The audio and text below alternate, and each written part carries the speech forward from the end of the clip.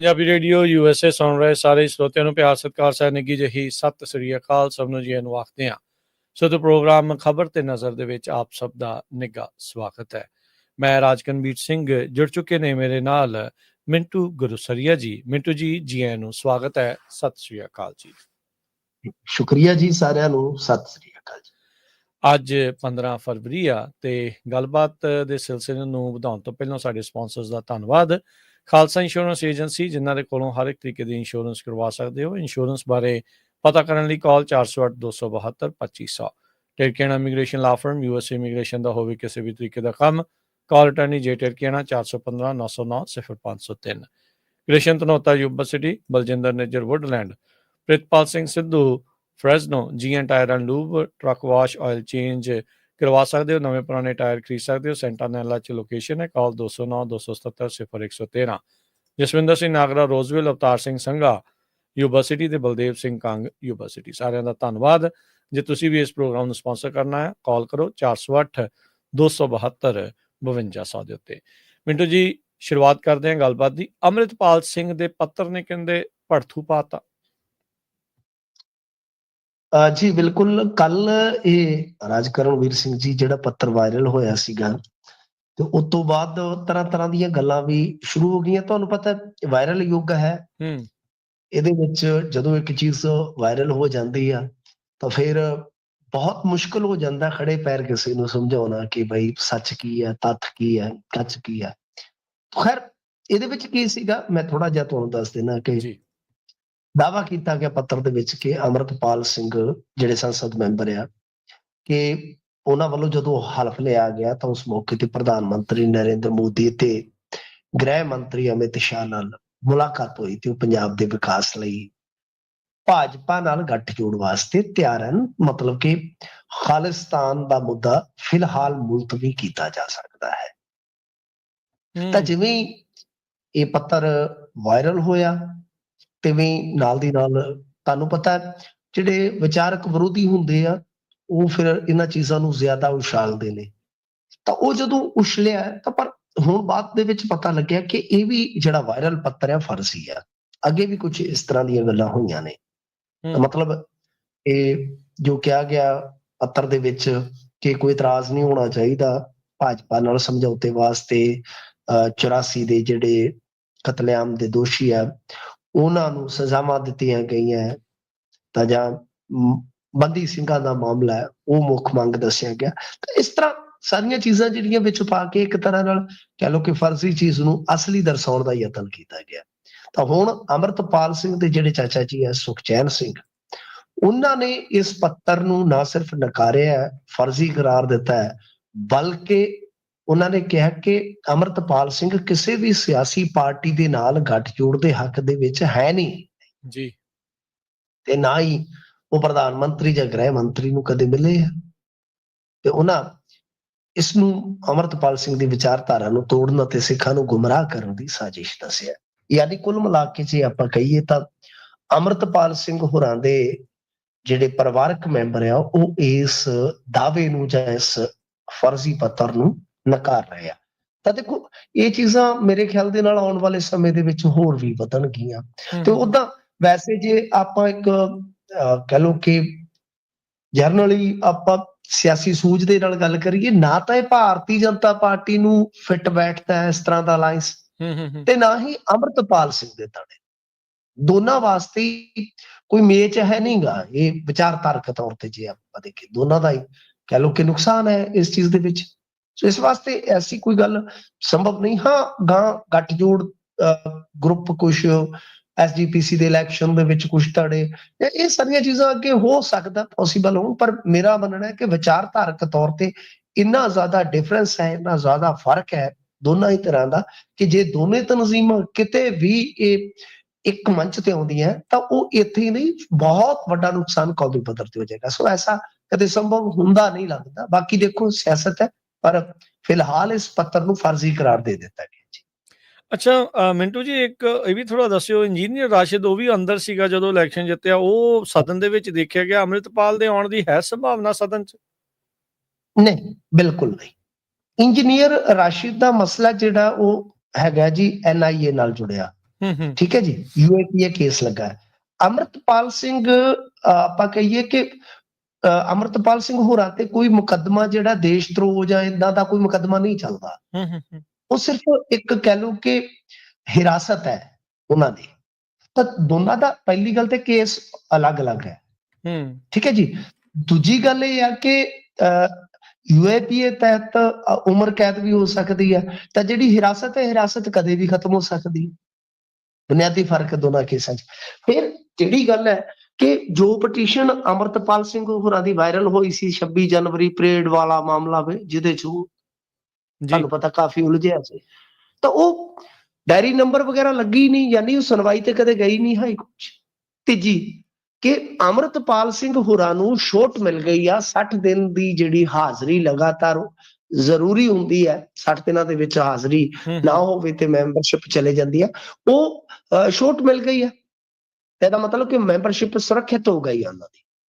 ਇਸ ਵਾਸਤੇ ਇਸ ਸੈਸ਼ਨ ਦੇ ਵਿੱਚ ਅੰਮ੍ਰਿਤਪਾਲ ਸਿੰਘ ਤੁਹਾਨੂੰ ਦਿਖਾਈ ਨਹੀਂ ਦੇਣਗੇ, ਤੇ ਨਾ ਹੀ ਕੋਰਟ ਦੇ ਵਿੱਚ ਉਹਨਾਂ ਨੇ ਪਰਮਿਸ਼ਨ ਵਾਸਤੇ ਕੋਈ ਚਾਰਾਜੋਈ ਕੀਤੀ ਆ। ਜਿਹੜੀ ਉਹ ਪਟੀਸ਼ਨ ਸੀ ਉਹਦੇ ਤੇ ਵੀ ਇਮਾਨ ਸਿੰਘ ਖਾਰਾ ਨੇ ਖੁਦ ਮੈਨੂੰ ਦੱਸਿਆ ਸੀਗਾ, ਮੇਰੇ ਨਾਲ ਗੱਲਬਾਤ ਕਰਦਿਆਂ, ਕਿ ਉਹ ਪਟੀਸ਼ਨ ਐਕਚੁਅਲ 'ਚ ਕੱਚੀ ਪਟੀਸ਼ਨ ਸੀ ਜੋ ਕਿਸੇ ਨੇ ਲੀਕ ਕਰ ਦਿੱਤੀ ਸੀਗੀ। ਠੀਕ ਹੈ, ਠੀਕ ਹੈ। ਜੀ ਜੀ। ਅਗਲੀ ਗੱਲ ਕਰੀਏ ਮਿੰਟੂ ਜੀ, ਆਪ ਦੀਆਂ ਤਿਆਰੀਆਂ ਦੇ ਵਿੱਚ ਲੁਧਿਆਣਾ ਵੀ। ਹਾਂਜੀ, ਦੇਖੋ ਲੁਧਿਆਣਾ ਦੀ ਇੱਕ ਜ਼ਿਮਨੀ ਚੋਣ ਜਿਹੜੀ ਹੈ ਤੁਹਾਨੂੰ ਪਤਾ ਹੀ ਆ, ਅਪਕਮਿੰਗ ਹੈ ਜੀ। ਉਹ ਜਲਦੀ 4-5 ਮਹੀਨੇ ਤੱਕ ਇਲੈਕਸ਼ਨ ਜਿਹੜਾ ਉਹ ਸੰਭਵ ਹੈ ਉੱਥੇ। ਤਾਂ ਹੁਣ ਇਹ ਤੁਹਾਨੂੰ ਪਤਾ ਹੀ ਆ, ਕਵੈਦ ਇਸ ਤਰ੍ਹਾਂ ਦੀ ਕਰ ਰਹੇ ਆ ਕਿ ਚੁਸਤ ਦੁਰੁਸਤ ਮਸ਼ੀਨਰੀ ਨੂੰ ਕੀਤਾ ਜਾਵੇ ਤੇ ਕੁਝ ਚੀਜ਼ਾਂ ਜਿਹੜੀਆਂ ਠੀਕ ਕਰਕੇ ਆਪਣੇ ਆਪ ਨੂੰ ਸੰਭਾਲਿਆ ਜਾਵੇ, ਵਰਨਾ ਬਹੁਤ ਬੁਰੀ ਹਾਲਤ ਹੋ ਜਾਏਗੀ। ਕਿਉਂਕਿ ਆਮ ਆਦਮੀ ਪਾਰਟੀ ਕੋਲ ਲੈ ਦੇ ਕੇ ਹੁਣ ਪੰਜਾਬ ਹੈ, ਤੇ ਜੇ ਪੰਜਾਬ 'ਚ ਇਹਨਾਂ ਦੀ ਸਿਆਸੀ ਬੇਦਖਲੀ ਹੋ ਜਾਂਦੀ ਆ, ਮੁੜ ਕੇ ਇਹਨਾਂ ਨੂੰ ਬੇਰਾ ਵੱਟੇ ਨਹੀਂ ਕਿਸੇ ਨੇ ਸਿਆਣਨਾ। ਲਿਹਾਜ਼ਾ ਹੁਣ ਇਹਨਾਂ ਦਾ ਫੋਕਸ ਜਿਹੜਾ ਹੈ, ਇੱਕ ਤੇ ਇਹ ਆ ਕਿ ਜਿਵੇਂ ਹੁਣ ਤੁਸੀਂ ਦੇਖਿਆ ਹੋਣਾ ਕਿ ਜੀ ਪ੍ਰਿਸ਼ਟਾ ਖੋਰੀ ਦੇ ਖਿਲਾਫ ਆਹ ਬੰਦੇ ਜ਼ਿੰਮੇਵਾਰ ਹੋਊਗੇ, ਆਹ ਹੋਊਗੇ, ਉਹ ਸਾਰੀਆਂ ਚੀਜ਼ਾਂ ਤੇ ਕਰੀ ਜਾ ਰਹੇ ਆ।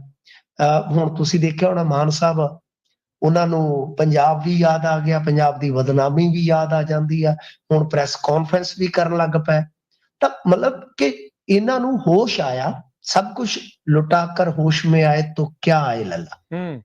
ਜਦੋਂ ਸਭ ਕੁਝ ਲੁੱਟਿਆ ਜਾ ਚੁੱਕਾ ਹੈ ਤਾਂ ਹੁਣ ਇਹਨਾਂ ਨੂੰ ਹੋਸ਼ ਆਉਣੀ ਸਟਾਰਟ ਹੋ ਗਈ ਕਿ ਸਾਨੂੰ ਲੋਕਾਂ ਦੇ ਮੁਖਾਤਬ ਹੋਣਾ ਪਊਗਾ, ਲੋਕਾਂ ਵਾਸਤੇ ਕੰਮ ਕਰਨਾ ਪਊਗਾ, ਪੰਜਾਬ ਦੀ ਗੱਲ ਕਰਨੀ ਪਊਗੀ। ਤਾਂ ਬਹਰਹਾਲ ਇਹ ਸਾਰੀਆਂ ਚੀਜ਼ਾਂ ਸਾਈਡ ਬਾਈ ਸਾਈਡ ਚੱਲੀ ਜਾਂਦੀਆਂ ਨੇ, ਪਰੰਤੂ ਲੁਧਿਆਣੇ ਦੇ ਵਿੱਚ ਹੁਣ ਇਹਨਾਂ ਦਾ ਧਿਆਨ ਜ਼ਰੂਰ ਹੋ ਗਿਆ ਕਿ ਇੱਥੇ ਜਿਹੜੀ ਜ਼ਿਮਨੀ ਚੋਣ ਹੋਏਗੀ ਬੜੀ ਵੱਕਾਰੀ ਹੋਏਗੀ। ਕਿਉਂਕਿ ਜੇ ਤੁਸੀਂ ਦੇਖੋਗੇ ਲੁਧਿਆਣੇ ਦੇ ਵਿੱਚ ਟੋਟਲ 14 ਵਿਧਾਨ ਸਭਾ ਸੀਟਾਂ ਪੈਂਦੀਆਂ ਨੇ, ਬਹੁਤ ਜ਼ਿਆਦਾ ਸੀਟਾਂ ਨੇ ਲੁਧਿਆਣਾ ਦੇ ਵਿੱਚ। ਤਾਂ 14 ਵਿਧਾਨ ਸਭਾ ਸੀਟਾਂ ਦੇ ਵਿੱਚੋਂ 13 ਇਹਨਾਂ ਦੇ ਕੋਲ ਸੀ। ਤਾਂ ਉਹਦੇ ਚੋਂ ਗੋਗੀ ਸਾਹਿਬ ਦੀ ਡੈਥ ਹੋ ਜਾਂਦੀ ਹੈ। ਤਾਂ ਹੁਣ ਸਭ ਤੋਂ ਵੱਡਾ ਤਾਂ ਇਹਨਾਂ ਦੇ ਸਾਹਮਣੇ ਚੈਲੰਜ ਇਹ ਆ, ਕਿਉਂਕਿ ਉੱਥੇ ਭਾਰਤ ਭੂਸ਼ਣ ਆਸ਼ੂ ਵਾਪਸੀ ਕਰ ਰਿਹਾ, ਤੁਹਾਨੂੰ ਪਤਾ ਹੀ ਆ। ਭਾਰਤ ਭੂਸ਼ਣ ਆਸ਼ੂ ਮਾਮਲੇ ਚੋਂ ਨਿਕਲ ਗਿਆ, ਜਿਹੜਾ ਇਹਨਾਂ ਨੇ ਦਰਜ ਕੀਤਾ ਸੀਗਾ। ਕਾਂਗਰਸ ਕੋਲ ਵੀ ਹੋਰ ਕੋਈ ਵਿਕਲਪ ਬਦਲ ਹੈ ਨਹੀਂਗਾ। ਭਾਰਤ ਭੂਸ਼ਣ ਆਸ਼ੂ ਨੂੰ ਲਗਭਗ ਉਹਨਾਂ ਨੇ ਥਾਪੀ ਦੇ ਦਿੱਤੀ ਹੈ ਕਿ ਲੈ ਮਿੱਤਰਾ ਤਿਆਰ ਹੋ ਜਾ। ਤੇ ਭਾਰਤ ਭੂਸ਼ਣ ਆਸ਼ੂ ਦੇ ਚੱਕਰ ਚੋਂ ਹੀ ਤਾਂ ਤੁਹਾਨੂੰ ਪਤਾ ਗੋਗੀ ਨਿਕਲਿਆ ਸੀ ਕਾਂਗਰਸ ਚੋਂ, ਕਿਉਂਕਿ ਉਹਨੂੰ ਟਿਕਟ ਨਹੀਂ ਸੀ ਮਿਲ ਰਹੀ, ਦੁਖੀ ਹੋ ਕੇ ਤੇ ਇੱਧਰ ਆਇਆ ਸੀਗਾ। ਤਾਂ ਖੈਰ ਹੁਣ ਆਮ ਆਦਮੀ ਪਾਰਟੀ ਇਸ ਗੱਲ ਉੱਤੇ ਸੋਚ ਵਿਚਾਰ ਕਰੇਗੀ ਕਿ ਕੀ ਗੋਗੀ ਸਾਹਿਬ ਦੀ ਜਿਹੜੀ ਸੁਪਤਨੀ ਹੈ ਡਾਕਟਰ ਸੁਖਚੈਨ ਕੌਰ, ਕਿ ਉਹਨੂੰ ਟਿਕਟ ਦਿੱਤਾ ਜਾਵੇ, ਜਾਂ ਸੁਰੇਸ਼ ਗੋਇਲ ਵੀ ਹੁਣ ਕਤਾਰ ਦੇ ਵਿੱਚ ਆ। ਸੁਰੇਸ਼ ਗੋਇਲ ਵੀ ਦਾਅਵੇਦਾਰੀ ਰੱਖਦੇ ਆ ਕਿ ਇਹਨਾਂ ਤੋਂ ਇਲਾਵਾ ਜਾਂ ਫਿਰ ਕੋਈ ਐਸਾ ਇੱਕ ਵੱਡਾ ਫੇਸ ਜਿਹੜਾ ਹੈ ਉਹ ਮੈਦਾਨ 'ਚ ਉਤਾਰ ਦਿੱਤਾ ਜਾਵੇ ਕਿ ਜਿਹਦੇ ਨਾਲ ਜਿਹੜੀ ਇਹ ਡਿਸਾਈਸਿਵ ਲੜਾਈ ਹੋਏਗੀ ਉਹ ਚਿਹਰੇ ਦੇ ਪ੍ਰਭਾਵ ਨਾਲ ਪ੍ਰਭਾਵਿਤ ਹੋ ਜਾਵੇ। ਸੋ ਲਿਹਾਜ਼ਾ ਇਹਨਾਂ ਨੇ ਬੰਦੇ ਲੱਭਣੇ ਸਟਾਰਟ ਕਰ ਦਿੱਤੇ ਆ ਕਿ ਕਿਹੜਾ ਚਿਹਰਾ ਐਸਾ ਹੋ ਸਕਦਾ ਹੈ ਕਿ ਜਿਹਦਾ ਪ੍ਰਭਾਵ ਜਿਹੜਾ ਇੱਕ ਵੱਖਰੇ ਤੌਰ ਤੇ ਸਾਡੇ ਵਾਸਤੇ ਐਡਵਾਂਟੇਜ ਹੋਵੇ। ਤਾਂ ਖੈਰ ਇਹ ਸਭ ਕੁਝ ਹੋਏਗਾ ਜੀ ਆਉਣ ਵਾਲੇ ਸਮੇਂ ਦੇ ਵਿੱਚ, ਉੱਤੇ ਕਰਨਾ ਹੀ ਪੈਣਾ। ਸੋ ਕਈ ਚਿਹਰੇ ਵੈਸੇ ਉਹਦਾ ਕਤਾਰ ਦੇ ਵਿੱਚ ਹੈਗੇ, ਜਿਵੇਂ ਮੈਂ ਤੁਹਾਨੂੰ ਦੱਸਿਆ ਕਿ ਬੀਬੀ ਸੁਖਚੈਨ ਕੌਰ ਵੀ ਆ, ਇਸ ਤੋਂ ਇਲਾਵਾ ਗੋਇਲ ਸਾਹਿਬ ਵੀ ਆ, ਕਈ ਹੋਰ ਦਾਅਵੇਦਾਰ ਵੀ ਆ ਲੋਕਲ। ਪਰੰਤੂ ਆਮ ਆਦਮੀ ਪਾਰਟੀ ਇਹ ਸੋਚ ਕੇ ਚੱਲ ਰਹੀ ਹੈ ਕਿ ਜੇ ਇਸ ਲੜਾਈ 'ਚ ਅਸੀਂ ਪਛੜ ਗਏ ਤਾਂ ਬਹੁਤ ਬੁਰੀ ਹਾਲਤ ਹੋਏਗੀ ਸਾਡੀ। ਕਿਉਂਕਿ ਹੂੰ ਹੁਣ ਤੁਹਾਨੂੰ ਪਤਾ ਹੀ ਆ ਨਾ, ਜਿਹੜੀਆਂ ਪਿਛਲੀਆਂ ਜਿਮਨੀ ਚੋਣਾਂ ਹੋਈਆਂ ਸੀ 24 ਵਾਲੀਆਂ, ਉਹ ਕੁਝ ਵੱਖਰੀਆਂ ਸੀਗੀਆਂ। ਹੁਣ ਜਿਵੇਂ ਜਿਵੇਂ ਸਮਾਂ ਘੱਟ ਰਹਿ ਜਾਊਗਾ, ਤੁਹਾਨੂੰ ਪਤਾ ਹੀ ਆ ਸਰਕਾਰ ਤਾਂ ਹੁਣ ਲਗਭਗ ਕਹਿ ਲਓ ਕਿ ਬਈ 20 ਕੁ ਮਹੀਨਿਆਂ ਦੀ ਮਹਿਮਾਨ ਆ, ਜੇ ਆਪਾਂ ਜੀ ਮੰਨ ਜੀ ਕੇ ਜੀ ਜੀ ਚੱਲੀਏ ਕੋਡ ਆਫ ਕੰਡਕਟ ਵਗੈਰਾ ਕੱਢ ਦਈਏ ਤਾਂ ਹੂੰ ਹੋਰ ਉਹਦੇ ਚੋਂ 4 ਮਹੀਨੇ ਮਾਈਨਸ ਕਰ ਦਿਓ, 4 ਜਾਂ 5, ਤਾਂ ਉੱਥੇ ਕੋਲ ਜਾ ਕੇ ਬਹੁਤ ਔਖਾ ਹੋ ਜਾਂਦਾ ਖਲਾਰਾ ਸਮੇਟਣਾ। ਬਾਕੀ ਦੇਖੋ ਕੀ ਬਣਦਾ, ਕੋਸ਼ਿਸ਼ ਇਹ ਕਰ ਰਹੇ ਆ ਕਿ ਇਹ ਜਿਹੜੀ ਜ਼ਿਮਨੀ ਚੋਣ ਆ ਇਹਨੂੰ ਕਿਸੇ ਤਰੀਕੇ ਨਾਲ ਜਿੱਤ ਲਈਏ। ਮਾਡਲ ਸੂਬਾ ਬਣਾ ਲੈਣਗੇ ਇੰਨੇ ਰਹਿੰਦੇ ਸਮੇਂ 'ਚ? ਮੁਸ਼ਕਲ ਹੈ ਮਾਡਲ। ਦੇਖੋ ਇਹ ਇੱਕ ਸ਼ਬਦ ਪ੍ਰਚਲਿਤ ਹੋਇਆ ਆਰਐਸਐਸ ਜਾਂ ਭਾਰਤੀ ਜਨਤਾ ਪਾਰਟੀ ਦੀ ਰਾਜਨੀਤੀ ਚੋਂ, ਗੁਜਰਾਤ, ਹੂੰ ਪਰ ਉਸਨੂੰ ਮਤਲਬ ਕਿ ਮੁਸ਼ਕਲ ਹੈ ਲਾਗੂ ਕਰਨਾ। ਮਾਡਲ ਇਦਾਂ ਨਹੀਂ ਬਣਦੇ ਹੁੰਦੇ। ਮਾਡਲ ਜੇ ਗੁਜਰਾਤ ਦੇ ਵਿੱਚ ਡਿਵੈਲਪਮੈਂਟ ਹੋਈ ਹੈ, ਨੋ ਡਾਊਟ, ਇਹਦੇ 'ਚ ਕੋਈ ਸ਼ੱਕ ਨਹੀਂ, ਕਮੀਆਂ ਵੀ ਹੁੰਦੀਆਂ ਨੇ, ਪਰ ਉਹ ਰਾਤੋਂ ਰਾਤ ਨਹੀਂ ਸੰਭਵ ਹੋਇਆ। ਉਹ 90 ਤੋਂ ਲੱਗੇ ਸੀਗੇ, 90 ਦੇ ਦਹਾਕੇ ਤੋਂ ਲੱਗੇ ਆ, ਉਹਨਾਂ ਦੇ ਕੋਲ ਕੁਦਰਤੀ ਵੀ ਤੁਹਾਨੂੰ ਪਤਾ ਬੜੇ ਸਾਧਨ ਆ, ਇਸ ਕਰਕੇ ਉਹ ਰਾਤੋਂ ਰਾਤ ਮਾਡਲ ਨਹੀਂ ਬਣਿਆ। ਜੇ ਅੱਜ ਹਰਿਆਣਾ ਸਾਡੇ ਤੋਂ ਅੱਗੇ, ਤਾਂ ਰਾਤੋਂ ਰਾਤ ਥੋੜੀ ਜਿਹੀ ਸਾਡੇ ਤੋਂ ਅੱਗੇ ਨਿਕਲ ਗਏ, ਤਾਂ ਉਹਨਾਂ ਨੇ ਕੰਮ ਕੀਤਾ। ਤਾਂ ਜੇ ਮਾਡਲ ਦੀ ਗੱਲ ਕਰੀਏ ਆਪਾਂ, ਤਾਂ ਇੱਕ ਰੋਡ ਮੈਪ ਹੁੰਦਾ, ਕੋਈ 10 ਸਾਲ ਦਾ, 20 ਸਾਲ ਦਾ, ਫਿਰ ਅੱਗੇ ਜਾ ਕੇ ਉਹਦੇ ਰਿਜ਼ਲਟ, ਰਿਟਰਨ ਤੁਹਾਨੂੰ ਮਿਲਦੇ, ਤਦ ਹੀ ਤੁਸੀਂ ਇੱਕ ਮਾਡਲ ਬਣ ਸਕਦੇ ਹੋ ਜੀ। ਜੀ, ਅਗਲੀ ਗੱਲ ਕਰੀਏ ਮਿੰਟੂ ਜੀ, ਬਾਸਮਤੀ ਦੇ GI ਟੈਗ ਮਾਮਲੇ ਨੂੰ ਦੱਸਿਆ ਝੂਠਾ। ਹਾਂਜੀ, ਦੇਖੋ ਜਿਹੜਾ GI ਟੈਗ ਵਾਲਾ ਮਸਲਾ ਹੈ, ਤੁਹਾਨੂੰ ਪਤਾ ਹੀ ਹੈ ਕਿ ਇਹ ਕਿਸੇ ਵੀ ਪ੍ਰੋਡਕਟ ਵਾਸਤੇ ਬਹੁਤ ਮਹੱਤਵਪੂਰਨ ਚੀਜ਼ ਹੁੰਦੀ ਹੈ। GI ਟੈਗ ਜਿਸ ਨੂੰ ਆਪਾਂ ਬੋਲਦੇ ਆ, ਤਾਂ ਬੇਸਿਕਲੀ ਕਿ ਇਹ ਮੂਲ ਤੌਰ ਤੇ ਕਿੱਥੋਂ ਦੀ ਚੀਜ਼ ਹੈ, ਕਿਹਦਾ ਹੱਕ ਜ਼ਿਆਦਾ ਬਣਦਾ।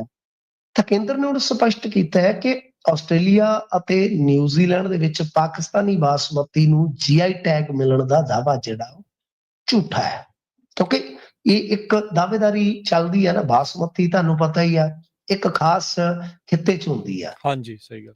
ਤੇ ਉਹਦੇ ਵਿੱਚ ਵੀ ਆਪਾਂ ਜੇ ਦੇਖੀਏ ਥੋੜਾ ਹਿੱਸਾ ਪਾਕਿਸਤਾਨ 'ਚ ਚਲਾ ਗਿਆ ਨਾ, ਪਾਕਿਸਤਾਨ ਬਣਨ ਤੋਂ ਬਾਅਦ, ਤਾਂ ਇਹ ਦਾਅਵੇਦਾਰੀ ਜਿਹੜੀ ਉਹ ਚੱਲਦੀ ਰਹਿੰਦੀ ਆ। ਸੋ ਇਹ ਕਿਤੇ ਨਾ ਕਿਤੇ ਫਿਰ GI ਟੈਗ ਦਾ ਤੁਹਾਨੂੰ ਪਤਾ ਨੁਕਸਾਨ ਹੁੰਦਾ। ਵੈਸੇ ਵੀ ਐਤਕੀ ਪਾਕਿਸਤਾਨ ਨੇ ਜੋ ਇਹਨਾਂ ਦਾ ਇੰਡੀਆ ਵਾਲਿਆਂ ਦਾ ਇੱਕ ਫੈਸਲਾ ਸੀਗਾ, ਉਹਦਾ ਭਰਪੂਰ ਫਾਇਦਾ ਚੁੱਕਿਆ।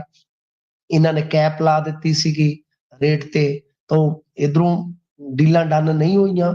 ਜਿਹੜੇ ਪਾਕਿਸਤਾਨੀ ਬਾਸਮਤੀ ਚੌਲ ਸੀ, ਉਹਨਾਂ ਦੇ ਵਪਾਰੀਆਂ ਨੇ ਕਾਫੀ ਜ਼ਿਆਦਾ ਡੀਲਾਂ ਜਿਹੜੀਆਂ ਡਨ ਕਰ ਲਈਆਂ। ਫਿਰ ਬਾਅਦ ਦੇ ਵਿੱਚ ਇਹਨਾਂ ਨੇ ਉਹ ਕੈਪ ਤੋੜੀ, ਪਰ ਉਦੋਂ ਤੱਕ ਮਸਲਾ ਜਿਹੜਾ ਉਹ ਕਹਿ ਲਓ ਕਿ ਇਹਨਾਂ ਦੇ ਹੱਥਾਂ ਚੋਂ ਨਿਕਲ ਗਿਆ ਸੀਗਾ। ਹੁਣ ਜੀਓਗ੍ਰਾਫੀਕਲ ਇੰਡੀਕੇਸ਼ਨ ਜਿਸ ਨੂੰ ਆਪਾਂ ਕਹਿ ਦਿੰਦੇ GI ਟੈਗ, ਤਾਂ ਉਹਦੇ ਤੇ ਇੱਕ ਦਾਅਵਾ ਆਇਆ, ਤਾਂ ਕੇਂਦਰ ਨੇ ਸਪਸ਼ਟ ਕੀਤਾ ਹੈ ਕਿ ਬਈ ਐਸਾ ਕੁਝ ਨਹੀਂ ਹੋਇਆ, ਕਿਉਂਕਿ ਪੰਜਾਬ ਦੇ ਜਿਹੜੇ ਐਕਸਪੋਰਟਰ ਸੀਗੇ ਉਹਨਾਂ ਨੂੰ ਡਰ ਸੀਗਾ ਕਿ ਚਲੋ ਐਤਕੀ ਤੇ ਜਿੱਦਾਂ ਕਿੱਦਾਂ ਮੰਦਾ ਚੰਗਾ ਨਿਕਲ ਗਿਆ, ਅਗਲੀ ਵਾਰ ਫੇਰ ਅਸੀਂ ਰਗੜੇ ਜਾਵਾਂਗੇ। ਕਿਉਂਕਿ ਜੇ GI ਟੈਗ ਪਾਕਿਸਤਾਨ ਦੇ ਕੋਲ ਚਲਾ ਗਿਆ ਤਾਂ ਡੈਫੀਨੇਟਲੀ ਉਹਦਾ ਪ੍ਰਭਾਵ ਤੇ ਪਊਗਾ ਨਾ। ਕਿਸੇ ਵੀ ਚੀਜ਼ ਦਾ GI ਟੈਗ ਕਿਸੇ ਨੂੰ ਜੇ ਮਿਲ ਜਾਂਦਾ, ਉਹਦਾ ਵਾਧਾ ਮਿਲਦਾ।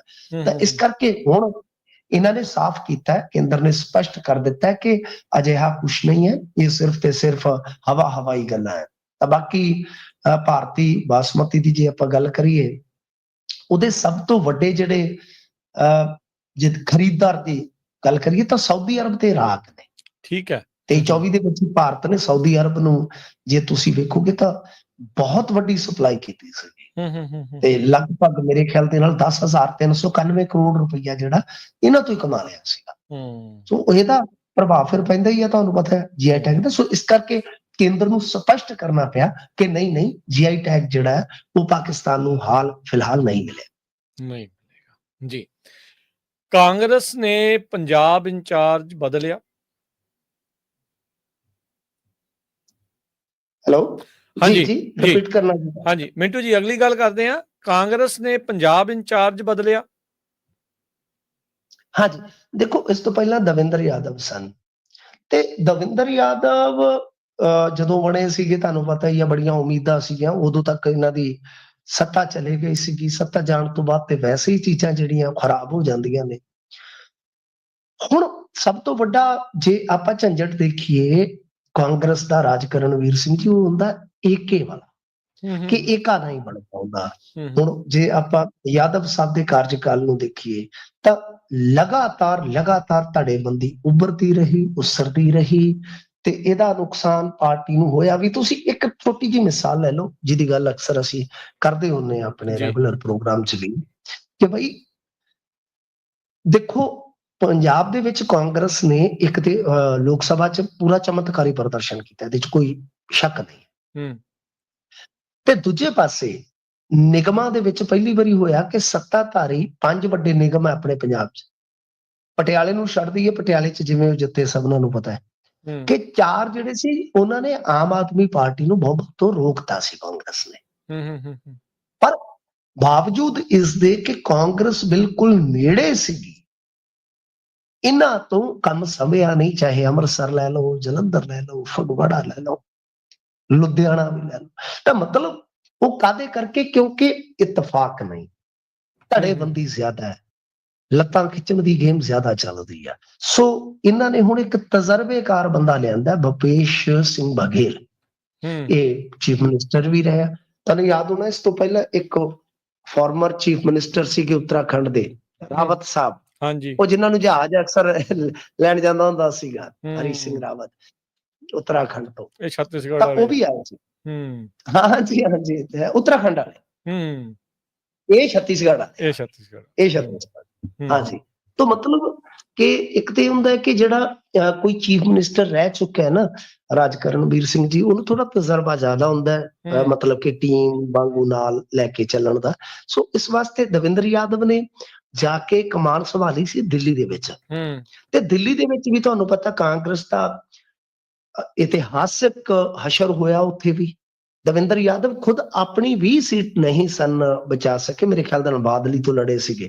ਤਾਂ ਇਸ ਕਰਕੇ ਦਵਿੰਦਰ ਯਾਦਵ ਕਮਜ਼ੋਰ ਪੈਂਦੇ ਤੁਰੇ ਗਏ, ਤਾਂ ਹੁਣ ਭੁਪੇਸ਼ ਸਿੰਘ ਬਘੇਲ ਨੂੰ ਇਹ ਲੈ ਕੇ ਆਇਆ। ਦੇਖੋ ਕਾਂਗਰਸ ਦੇ ਸਾਹਮਣੇ ਚੁਣੌਤੀ ਸਭ ਤੋਂ ਵੱਡੀ ਇਹ ਆ ਕਿ ਇਕਜੁੱਟਤਾ ਜਿਹੜੀ ਹੈ ਪਹਿਲਾਂ ਤੇ ਕੀਤੀ ਜਾਵੇ। ਫਿਰ ਇਹ ਆ ਕਿ ਆਮ ਆਦਮੀ ਪਾਰਟੀ ਨੂੰ ਘੇਰਨ ਵਾਸਤੇ ਉਹਨਾਂ ਨੂੰ ਗਰਾਊਂਡ ਤੇ ਉਤਰਨਾ ਹੀ ਪਊਗਾ।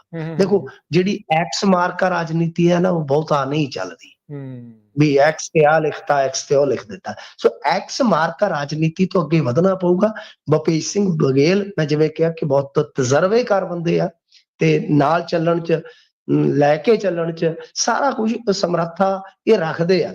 ਪਰ ਪੰਜਾਬ ਦੇ ਹਾਲਾਤ ਤੁਹਾਨੂੰ ਪਤਾ ਥੋੜੇ ਜੁਦਾ ਨੇ, ਪੰਜਾਬੀਆਂ ਦੀ ਵੈਸੇ ਹੀ ਹੈ ਕਿ ਇਕੱਠੇ ਘੱਟ ਤੁਰਦੇ ਆ, ਲਿਹਾਜ਼ਾ ਚੈਲੰਜ ਜ਼ਰੂਰ ਰਹੇਗਾ। ਬਾਕੀ ਜੇ ਕਾਂਗਰਸ ਇਹਨਾਂ ਸਾਰੀਆਂ ਚੀਜ਼ਾਂ ਤੇ ਕਾਬੂ ਪਾ ਲੈਂਦੀ ਆ ਤਾਂ 27 ਚ ਇਹ ਸੁਪਨਾ ਦੇਖ ਸਕਦੇ ਆ, ਕਿਉਂਕਿ ਅਕਾਲੀ ਤੇ ਹਲਦੀ ਘੜੀ ਇੱਕ ਸੰਘਰਸ਼ ਦੇ ਵਿੱਚ ਹੀ ਉਲਝੇ ਹੋਏ ਆ, ਉਹ ਤੇ ਉਹਨਾਂ ਦਾ ਆਪਦੇ ਆਪ ਨਾਲ ਹੀ ਸੰਘਰਸ਼ ਹੈ। ਤਾਂ ਕਾਂਗਰਸ ਕਿਤੇ ਨਾ ਕਿਤੇ ਸੁਪਨਾ ਦੇਖ ਸਕਦੀ ਹੈ ਕਿ ਆਮ ਆਦਮੀ ਪਾਰਟੀ ਜਿਵੇਂ ਜਿਵੇਂ ਕਮਜ਼ੋਰ ਹੋਏਗੀ, ਜਿਵੇਂ ਅਕਸਰ ਕਿਹਾ ਜਾਂਦਾ ਕਮਜ਼ੋਰ ਚੀਜ਼ਾਂ ਟੁੱਟ ਜਾਂਦੀਆਂ ਨੇ, ਤਾਂ ਕਮਜ਼ੋਰ ਹੁੰਦੀ ਜਾਏਗੀ ਆਮ ਆਦਮੀ ਪਾਰਟੀ, ਤਾਂ ਕਾਂਗਰਸ ਨੂੰ ਉਸ ਚੀਜ਼ ਦਾ ਫਾਇਦਾ ਮਿਲੇਗਾ। ਕਿਉਂਕਿ ਜਿਹੜਾ ਵੀ ਵੋਟ ਸ਼ੇਅਰ ਹੈ ਬਹੁਤ ਜ਼ਿਆਦਾ ਐਕਸਟਰਾਆਰਡੀਨਰੀ ਜਿਸਨੂੰ ਆਪਾਂ ਕਹਿੰਦੇ ਆ, ਆਮ ਆਦਮੀ ਪਾਰਟੀ ਨਾਲ ਜੁੜਿਆ, ਉਹ ਜ਼ਿਆਦਾਤਰ ਕਾਂਗਰਸ ਤੇ ਅਕਾਲੀਆਂ ਦਾ ਹੀ ਟੁੱਟ ਕੇ ਗਿਆ ਹੈ। ਤਾਂ ਕਾਂਗਰਸ ਨੂੰ ਇਹ ਹੈ ਕਿ ਜਦੋਂ ਉਹ ਵਾਪਸ ਆਏਗਾ ਤਾਂ ਗੁੱਛਾ ਸਾਡੇ ਨਾਲ ਹੀ ਜੁੜੇਗਾ। ਇਸੇ ਝਾਕ ਦੇ ਵਿੱਚ ਕਾਂਗਰਸ ਹੈ। ਕਾਂਗਰਸ ਵਾਲੇ ਤਾਂ ਜੋ ਹਾਲਾਤ ਚੱਲ ਰਹੇ ਆਪ ਦੇ, ਉਹਨਾਂ ਨੂੰ ਲੱਗਦਾ ਵੀ ਕਿਤੇ ਪੈਰੀ ਲੱਤਾਂ ਹੇਠ ਬਟੇਰ ਆ ਗਿਆ, ਪੈਰਾਂ ਹੇਠ। ਸੋ ਪਰ ਫਿਰ ਵੀ ਜੇ ਕੰਮ ਨਹੀਂ ਕਰਨਗੇ ਤਾਂ ਲੋਕਾਂ ਨੇ ਕਿੱਥੇ ਜਿਹੜਾ ਉਹ ਦੇਖਣਾ। ਵੈਸੇ ਕਾਂਗਰਸ ਪੰਜਾਬ ਦੀ ਆ ਸਾਰੇ ਪਾਸੇ ਹੀ, ਇਹ ਇੰਟਰਨਲ ਟਸਲ ਦੇ ਵਿੱਚ ਹਮੇਸ਼ਾ ਹੀ ਫਸੇ ਹੀ ਜਿਹੜਾ ਉਹ ਰਹਿੰਦੇ ਰਹੇ ਆ। ਮਿੰਟੂ ਜੀ, ਅਗਲੀ ਗੱਲ ਕਰੀਏ ਅਕਾਲੀ ਦਲ ਦੀ ਕੱਲ ਨਿਰਣਾਇਕ ਮੀਟਿੰਗ। ਹਾਂਜੀ ਦੇਖੋ, ਅਕਾਲੀ ਦਲ ਦੀ ਵੈਸੇ ਅਕਾਲੀ ਦਲ ਦੀ ਨਹੀਂ, ਪਰ ਆਪਾਂ 7 ਮੈਂਬਰੀ ਕਮੇਟੀ ਦੀ ਮੀਟਿੰਗ ਕਹੀਏ ਤਾਂ ਬਿਹਤਰ ਹੈ। ਪਰ ਇਹ ਅਕਾਲੀ ਨੇ ਸਾਰੇ, ਬੇਸਿਕਲੀ ਅਕਾਲ ਤਖਤ ਸਾਹਿਬ ਤੋਂ ਜਿਹੜੇ 7 ਮੈਂਬਰੀ ਕਮੇਟੀ ਦੇ ਵਿੱਚ ਮੈਂਬਰ ਪਾਏ ਗਏ ਸਾਰੇ ਅਕਾਲੀ ਆ, ਆਪਾਂ ਉਹਨੂੰ ਅਕਾਲੀ ਵੀ ਬੋਲ ਸਕਦੇ, ਇਹਦੇ ਚ ਕੋਈ ਸ਼ੱਕ ਨਹੀਂ ਹੈ ਜੀ। ਤੇ ਪਰ ਇਹ 7 ਮੈਂਬਰੀ ਕਮੇਟੀ ਹੈ। ਦੇਖੋ ਕੱਲ ਨਿਰਣਾਇਕ ਮੀਟਿੰਗ ਹੋਏਗੀ, ਇਸ ਤੋਂ ਪਹਿਲਾਂ 2 ਮੀਟਿੰਗਾਂ ਹੋ ਚੁੱਕੀਆਂ ਤੇ ਇਸੇ ਦਿਨ ਹੀ ਕੱਲ ਮੇਰੇ ਖਿਆਲ ਦੇ ਨਾਲ, ਜੇ ਮੈਂ ਗਲਤ ਨਹੀਂ ਤੇ ਭਲਕੇ ਗਿਆਨੀ ਰਘਵੀਰ ਸਿੰਘ ਵੀ ਆਪਣੀ ਵਿਦੇਸ਼ ਫੇਰੀ ਤੋਂ ਵਾਪਸੀ ਕਰ ਰਹੇ ਤੇ ਉਹ ਪਹਿਲਾਂ ਹੀ ਅਕਾਲੀ ਦਲ ਨੂੰ ਥੋੜਾ ਕਮਜ਼ੋਰ ਕਰ ਚੁੱਕੇ ਆ, ਕਹਿ ਕੇ ਕਿ ਬਾਈ ਗਿਆਨੀ ਹਰਪ੍ਰੀਤ ਸਿੰਘ ਹੋਰਾਂ ਨਾਲ ਜ਼ਿਆਦਤੀ ਹੋਈ ਆ। ਤਾਂ ਹੁਣ ਮਸਲਾ ਗਿਆਨੀ ਹਰਪ੍ਰੀਤ ਸਿੰਘ ਵਾਲਾ ਤਾਂ ਚਲੋ ਠੀਕ ਹੈ, ਗਲਤ ਹੈ, ਉਹ ਤਾਂ ਨਿਬੜ ਗਿਆ। ਤਾਂ ਹੁਣ ਭਰਤੀ ਦੇ ਮਾਮਲੇ ਤੇ ਕੱਲ ਨੂੰ ਕੋਈ ਨਿਰਣਾਇਕ ਫੈਸਲਾ ਹੋ ਸਕਦਾ ਹੈ। ਤਾਂ ਜੇ ਇੱਥੋਂ ਨਿਕਲ ਜਾਂਦੇ ਆ ਅਕਾਲੀ ਮਤਲਬ ਕਿ ਇਹਨਾਂ ਦੀ ਆਪਸ ਦੇ ਵਿੱਚ ਸਹਿਮਤੀ ਹੋ ਜਾਂਦੀ ਆ, ਤਾਂ ਮੇਰੇ ਖਿਆਲ ਦੇ ਨਾਲ ਆਉਣ ਵਾਲਾ ਸਮਾਂ ਜਿਹੜਾ ਫਿਰ ਇਹਨਾਂ ਵਾਸਤੇ ਵੀ ਇੱਕ ਇਸ ਤਰ੍ਹਾਂ ਦਾ ਹੋ ਜਾਏਗਾ ਕਿ ਹੁਣ ਲੜ ਕੇ ਬਈ ਅਸੀਂ ਅੱਗੇ ਵਧੀਏ, ਯਾਨੀ ਇਕਜੁੱਟਤਾ ਹੋ ਸਕਦੀ ਆ। ਪਰ ਉਹਦੇ ਚ ਇਹੋ ਆ ਕਿ ਭਰਤੀ ਇਹ ਅਕਾਲੀ ਦਲ ਤੇ ਵਿਖਾਈ ਜਾ ਰਿਹਾ ਕਿ 35 ਲੱਖ ਦੀ ਹੋਈ ਆ, ਉਹਦੇ ਤੇ ਸਵਾਲ ਹੈ ਕਿ ਵੋਟ 18 ਲੱਖ ਪਈ ਆ, ਵੋਟ 18 ਲੱਖ ਤੇ ਭਰਤੀ 35 ਲੱਖ ਦੀ ਬਈ ਕਿਵੇਂ ਸੰਭਵ ਆ। ਤਾਂ ਜਾਂ ਤਾਂ ਭਰਤੀ ਦੁਬਾਰ ਤੋਂ ਹੋਏਗੀ ਜਾਂ ਉਸ ਭਰਤੀ ਨੂੰ ਪ੍ਰਵਾਨ ਕੀਤਾ ਜਾਊਗਾ। ਸੋ ਜਦੋਂ ਤੱਕ ਇਹ ਸਹਿਮਤੀ ਨਹੀਂ ਬਣੇਗੀ, ਗੱਲ ਅੱਗੇ ਨਹੀਂ ਵਧੇਗੀ, ਤੇ ਸ਼ਾਇਦ ਕੱਲ ਨੂੰ ਸਹਿਮਤੀ ਬਣਨ ਦੇ ਆਸਾਰ ਜਿਹੜੇ ਆ ਹੋ ਸਕਦੇ। ਇਹ ਲੁਧਿਆਣੇ 'ਚ ਲੜਨਗੇ? ਦੇਖੋ ਉਹ ਤਾਂ ਬਾਅਦ ਦਾ ਫੈਸਲਾ ਹੈ ਨਾ ਕਿ ਇਹਨਾਂ ਦੀ ਜਿਹੜੀ ਪਾਰਲੀਮੈਂਟਰੀ ਕਮੇਟੀ ਆ ਉਹ ਕੀ ਫੈਸਲਾ ਲੈਂਦੀ ਆ। ਜੇ ਇਕਜੁੱਟ ਹੋ ਕੇ ਤਾਂ ਲੁਧਿਆਣੇ ਦੇ ਵਿੱਚ ਅਕਾਲੀ ਕੈਡਰ ਤਾਂ ਹੈਗਾ ਹੀ ਆ, ਆਪਾਂ ਨੂੰ ਪਤਾ ਹੀ ਹੈ। ਸ਼ਰਨਜੀਤ ਸਿੰਘ ਢਿੱਲੋਂ ਵਰਗੇ ਨੇਤਾ ਉੱਥੇ ਮੌਜੂਦ ਨੇ ਜੀ, ਇਹਨਾਂ ਦੇ ਮਹੇਸ਼ਿੰਦਰ ਸਿੰਘ ਵਰਗੇ ਨੇਤਾ ਮੌਜੂਦ ਹੈਗੇ ਨੇ, ਢਾਂਡਾ ਸਾਹਿਬ ਵਰਗੇ ਨੇਤਾ ਮੌਜੂਦ ਹੈਗੇ ਨੇ ਜੀ ਲੁਧਿਆਣੇ 'ਚ। ਜੀ, ਸਿਆਸੀ ਪਾਰਟੀਆਂ ਨੂੰ ਆਰਟੀਆਈ ਤਹਿਤ ਲਿਆਉਣ ਦੀ ਹੋਵੇਗੀ ਸੁਣਵਾਈ। ਦੇਖੋ ਸਿਆਸੀ ਪਾਰਟੀਆਂ ਨੂੰ ਆਰਟੀਆਈ ਐਕਟ ਅਧੀਨ ਲਿਆਉਣ ਬਾਰੇ ਅਰਜ਼ੀਆਂ ਤੇ ਸੁਣਵਾਈ ਸੁਪਰੀਮ ਕੋਰਟ ਕਰੇਗਾ, ਰਾਜ਼ੀ ਹੋ ਗਿਆ। ਵੱਡੀ ਖਬਰ ਆ ਕਿਉਂਕਿ ਇਹ ਪਿਛਲੇ 10 ਸਾਲ ਤੋਂ ਲਗਭਗ ਮਾਮਲਾ ਜਿਹੜਾ ਉਹ ਪੈਂਡਿੰਗ ਪਿਆ ਸੀਗਾ। ਤਾਂ ਗੱਲ ਇਹ ਆ ਕਿ ਜਿਵੇਂ ਹੁਣ ਦੂਸਰੇ ਸ਼ੈਡਿਊਲਡ ਕੇਸ ਸੁਣੇ ਜਾਂਦੇ ਆ, ਉਵੇਂ ਹੀ ਇਹਨਾਂ ਅਰਜ਼ੀਆਂ ਤੇ ਸੁਣਵਾਈ ਹੋਏਗੀ। ਤਾਂ ਏਡੀਆਰ ਵੱਲੋਂ ਨੁਮਾਇੰਦਗੀ ਕਰ ਰਹੇ ਨੇ ਪ੍ਰਸ਼ਾਂਤ ਭੂਸ਼ਣ। ਤਾਂ ਦਿਲਚਸਪ ਹੋਏਗੀ ਸੁਣਵਾਈ ਕਿ ਬਈ ਜਦੋਂ ਇਹ ਪਾਰਟੀਆਂ ਜਿਹੜੀਆਂ ਨੇ ਉਹ ਸਰਕਾਰਾਂ ਬਣਾਉਂਦੀਆਂ ਨੇ, ਚੰਦਾ ਹਾਸਲ ਕਰਦੀਆਂ ਨੇ, ਤਾਂ ਆਰਟੀਆਈ ਤਹਿਤ ਇਹਨਾਂ ਦੀ ਜਾਣਕਾਰੀ ਜਿਹੜੀ ਆ ਉਹ ਲੋਕਾਂ ਤੋਂ ਪਰੇ ਕਿਉਂ ਰੱਖੀ ਜਾਂਦੀ ਹੈ। ਵੈਸੇ ਕਮਾਲ ਦੀ ਗੱਲ ਆ, ਕੱਲ ਵੀ ਮੈਂ ਸੋਚਦਾ ਪਿਆ ਸੀਗਾ, ਤੁਹਾਨੂੰ ਯਾਦ ਹੋਣਾ ਅਮਿਤ ਸ਼ਾਹ ਹੋਰਾਂ ਨੇ ਇੱਕ ਵਾਰੀ ਨਾ ਨਰਿੰਦਰ ਮੋਦੀ ਹੋਰਾਂ ਦੀ ਜਿਹੜੀ ਸੀਗੀ ਨਾ ਡਿਗਰੀ ਜਨਤਕ ਕਰ ਦਿੱਤੀ ਸੀਗੀ, ਯਾਦ ਹੋਏਗਾ ਤੁਹਾਨੂੰ, ਪ੍ਰੈਸ ਕਾਨਫਰੰਸ ਕਰਕੇ, ਸ਼ਾਇਦ 15 ਦੀ ਗੱਲ। ਤੇ ਜਦੋਂ ਜਨਤਕ ਹੀ ਕਰ ਦਿੱਤੀ, ਦੋਨੇ BA ਵਾਲੀ ਡਿਗਰੀ ਵੀ ਕਰ ਦਿੱਤੀ ਸੀਗੀ ਤੇ ਸ਼ਾਇਦ ਉਸ ਤੋਂ ਬਾਅਦ ਵਾਲੀ ਵੀ, ਤਾਂ ਹੋਇਆ ਕਿ ਤੇ ਹੁਣ ਰੌਲਾ ਜਿਹੜਾ ਉਹ ਹਾਈ ਕੋਰਟ 'ਚ ਸੁਣਵਾਈ ਹੋ ਰਹੀ ਆ ਕਿ ਇਹਨਾਂ ਦੀ ਡਿਗਰੀ ਜਿਹੜੀ ਆਰਟੀਆਈ ਤਹਿਤ ਉਹਦੀ ਜਾਣਕਾਰੀ ਦਿੱਤੀ ਜਾਵੇ ਕਿ ਨਾ। ਜਦੋਂ ਜਨਤਕ ਹੀ ਹੋ ਗਈ ਤਾਂ ਦੇ ਦਿਓ ਯਾਰ, ਕਿੱਡੀ ਕੋਈ ਗੱਲ ਹੈ। ਇਹੋ ਜਿਹੀਆਂ ਸਾਥੀ ਨਹੀਂ ਨਾ ਲੱਭਦੇ ਇਹਨਾਂ ਦੇ। ਹਾਂਜੀ, ਤਾਂ ਗੱਲ ਇਹ ਆ ਕਿ ਹੁਣ ਇਹ ਜਿਹੜਾ ਮਸਲਾ ਹੈ ਕਿ ਬਈ ਸਿਆਸੀ ਪਾਰਟੀਆਂ ਜਿਹੜੀਆਂ ਆਰਟੀਆਈ ਦੀ ਜ਼ਦ ਚਾਹੁੰਗੀਆਂ ਤਾਂ ਇਹਦੇ ਤੇ ਫੈਸਲਾ ਸੁਪਰੀਮ ਕੋਰਟ ਕਰੇਗਾ। ਤਾਂ ਮੇਰੇ ਖਿਆਲ ਦੇ ਨਾਲ ਸੁਪਰੀਮ ਕੋਰਟ ਤੋਂ ਜੇ ਇਸ ਤਰ੍ਹਾਂ ਦਾ ਫੈਸਲਾ ਆ ਜਾਂਦਾ ਤਾਂ ਬਹੁਤ ਵਧੀਆ ਹੋਏਗਾ। ਜਿਵੇਂ ਇਲੈਕਟੋਰਲ ਬੌਂਡਸ ਤੇ ਆ ਗਿਆ ਸੀਗਾ ਜਾਂ ਇੱਕ ਦੋ ਹੋਰ ਮਾਮਲਿਆਂ 'ਚ ਆ ਗਿਆ, ਉਧਰ EVM ਤੇ ਵੀ ਤਾਂ ਸੁਣਵਾਈ ਹੋ ਰਹੀ ਹੈ ਨਾ ਮਹੱਤਵਪੂਰਨ, ਕਿ ਬਈ ਡਾਟਾ ਤੁਸੀਂ ਡਿਲੀਟ ਨਹੀਂ ਕਰਨਾ, ਪਿਛਲੀ ਸੁਣਵਾਈ ਤੇ ਕਹਿ ਚੁੱਕਾ ਸੁਪਰੀਮ ਕੋਰਟ। ਯਾਨੀ ਇਲੈਕਟੋਰਲ ਸਿਸਟਮ ਦੇ ਨਾਲ ਜਾਂ ਆਰਟੀਆਈ ਦੇ ਨਾਲ ਜੁੜੀਆਂ ਮਹੱਤਵਪੂਰਨ ਚੀਜ਼ਾਂ ਜਿਹੜੀਆਂ ਉਹ ਇਸ ਵੇਲੇ ਸੁਪਰੀਮ ਕੋਰਟ ਦੇ ਵਿੱਚ ਜ਼ੇਰੇ ਸੁਣਵਾਈ ਹੋ ਗਈਆਂ। ਜੀ ਬਿਲਕੁਲ। ਸੋ ਕਈ ਕੁਛ ਜਿਹੜਾ ਉਹ ਚੱਲ ਰਿਹਾ ਆ। ਸੋ ਮਿੰਟੂ ਜੀ ਧੰਨਵਾਦ ਇਹਨਾਂ ਖਬਰਾਂ ਦੇ ਬਾਰੇ ਜਾਣਕਾਰੀਆਂ ਦੇਣ ਦੇ ਲਈ। ਮਿਲਦੇ ਹਾਂ ਅਗਲੀ ਵਾਰੀ। ਧੰਨਵਾਦ, ਸਤਿ ਸ਼੍ਰੀ ਅਕਾਲ ਜੀ। ਸਤਿ ਸ਼੍ਰੀ ਅਕਾਲ। ਸੋ ਸਰੋਤਿਓ, ਇੱਥੇ ਸਾਡੇ ਅੱਜ ਦੇ ਪ੍ਰੋਗਰਾਮ ਦੀ ਸਮਾਪਤੀ। ਮਿਲਦੇ ਹਾਂ ਅਗਲੀ ਵਾਰੀ। ਸਭ ਨੂੰ ਪਿਆਰ ਭਰੀ ਸਤਿ ਸ਼੍ਰੀ ਅਕਾਲ।